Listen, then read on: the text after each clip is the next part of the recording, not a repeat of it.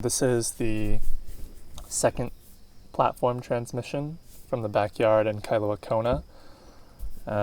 It's a Friday, second to last Friday that I'll actually be spending in Hawaii, as bought plane tickets to exit the island next Saturday.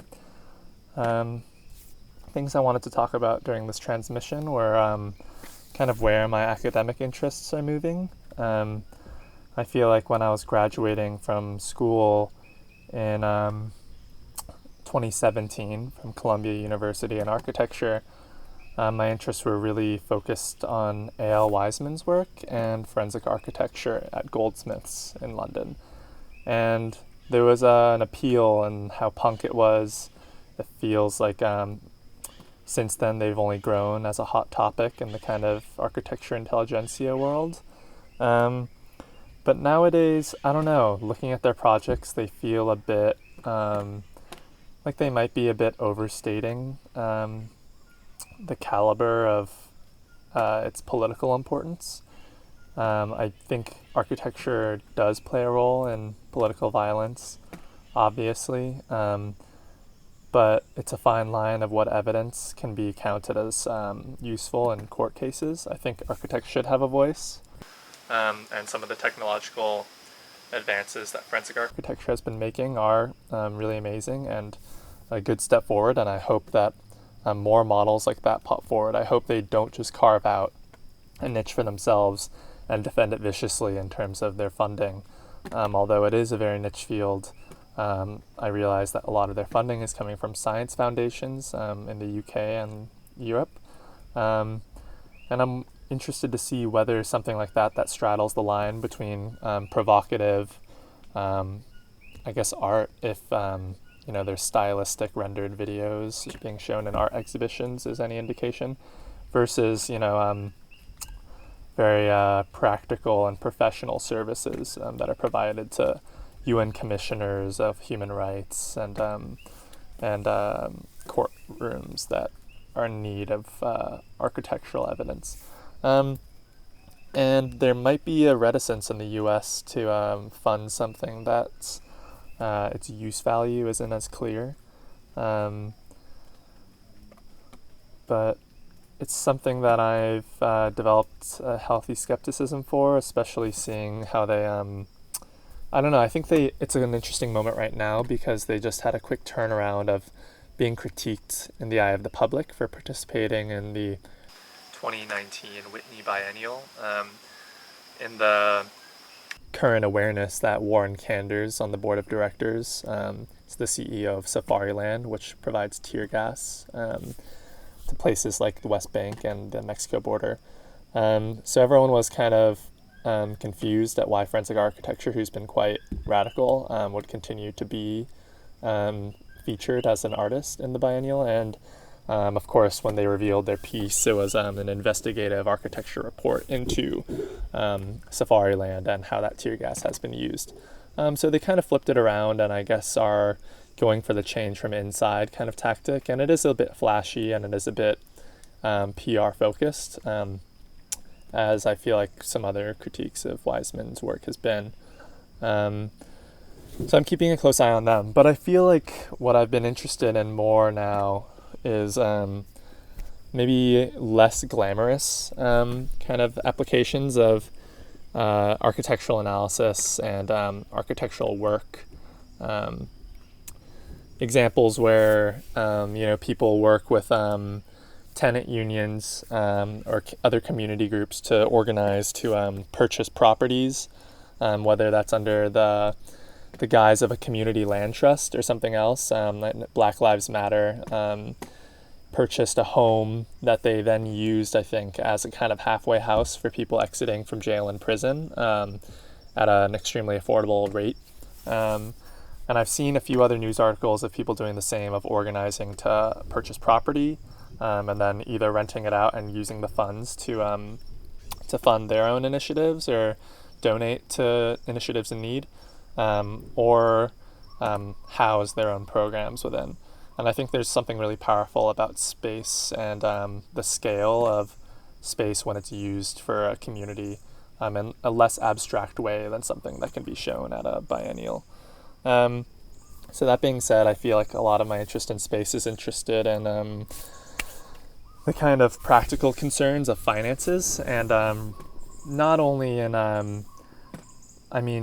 one can think of the Real Foundation and Jack Self's work in terms of advocacy for alternative financing models for real estate ownership. He's a lover of socialism and social housing. So his drawings are pretty austere, still slick, fit for a biennale, and hip news articles, both in the art world and architecture and academia. But I like that he's actually digging into the economics of the matter in his piece Home Economics. And he still does some provocative works where he did one where he designed a skyscraper kind of in the middle of the town of London that was extremely austere and non-practical, but it was a statement, and I appreciate that. So maybe something inspired by his work, but a little less academic. I do think that his work, I think is an architect himself who does work on built projects, and part of the kind of services of his group are that he designs not only spaces and drawings, but contracts. And I think that's something that I'm really interested in, is looking into the nitty-gritty of contracts and financial deals, under the table deals, tax exemption, and that kind of thing. And thinking about that critically and taking them away from the kind of like invisible realm that they exist in of, white paper, email, PDFs, and things that artists don't really glamorize and aren't seen in the eye of the art market as something valuable, and elevating the importance of things like contracts and financial agreements when it comes to space. And doing it in a creative way that can catch people's attention and be both easy to understand, but also fun and maybe even funny. And I think why I feel like my practice, I'm currently housing it under the title Funhouse Incorporated, is that I feel like there has to be an element of humor, because the self-seriousness of forensic architecture, while it works for its own project, I feel like isn't the way.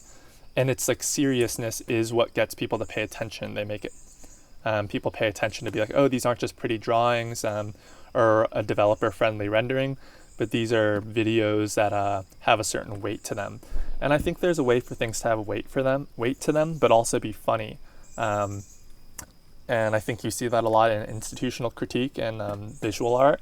But I think there's a way to do it architecturally as well. And I feel like Andres Hake does a great job of that. Although, and I think he's a good example of someone that integrates queerness into his realm of study as well. But Metahaven is kind of the shining example here, where I think they are really good at being really funny and using humor, and oftentimes dark humor, in a really cutting way to make incisive critique of existing standards and the loopholes that kind of surround those standards. I just finished their book on corporate identity, but their book about memes, Can Jokes Bring Down Governments, was also helpful in thinking about that. This mattress is getting really soaked from this one area where the rainwater kind of comes through. The weather here hasn't been super great to film these, so I'll probably only be able to do one more night transmission with the portable projector. The mosquitoes should be lovely at that time. Here I can kind of see when they're landing on me and shoo them away, but at nighttime I think I might just have to take the hit for the team. So those are, around, and of course the architecture lobby in terms of thinking practically about labor and how it intersects with architecture, although they're working a bit more at a meta level, thinking about architecture as a profession and as work, and not thinking as much about space and its kind of political effects. But I think their book does touch on that a lot. And that book, the Architecture Lobby book, the collection of short essays, has been really informative when I was living in New York after graduating. So there's a kind of framework of contemporary references, and then of course soft surplus and prime produce, as I mentioned, I think in my last transmission. as models to think about community living and working and support. So I'm only at 10 minutes. Great.